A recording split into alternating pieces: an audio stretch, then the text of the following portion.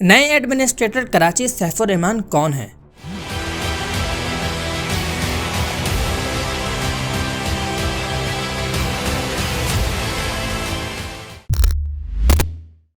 السلام علیکم ناظرین، میں ہوں حسن علی اور آپ دیکھ رہے ہیں کراچی اپڈیٹس۔ آج ہم آپ کو اس ویڈیو میں بتائیں گے کہ کراچی کے لیے منتخب کردہ نئے ایڈمنسٹریٹر کون ہیں۔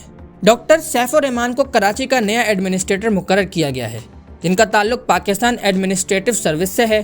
وہ اس وقت گورنر سندھ کامران ٹیسوری کے پرنسپل سیکرٹری بھی ہیں۔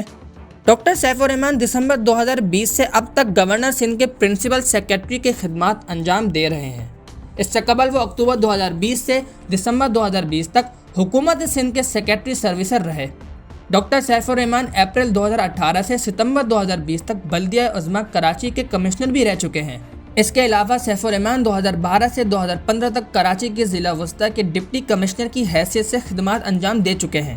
جب سے آپ نے مختلف عہدے سنبھالے ہیں، بہت سی کامیابیاں آپ نے حاصل کی ہیں۔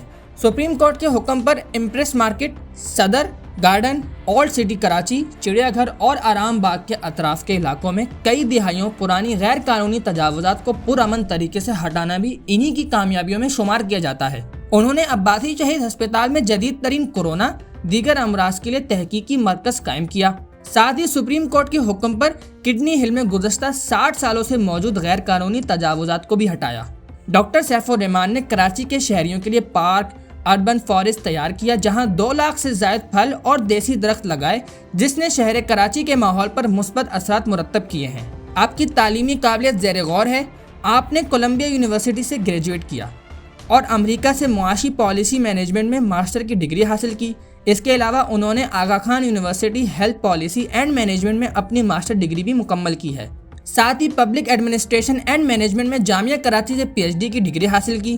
اس کے ساتھ ساتھ وہ بین الاقوامی اور قومی جرائد میں شائع ہونے والے متعدد تحقیقی مضامین، مقالہ جات اور مضامین کے مصنف بھی ہیں۔ اس قسم کے تمام اپڈیٹس کے لیے ہمارے ساتھ جڑے رہیں۔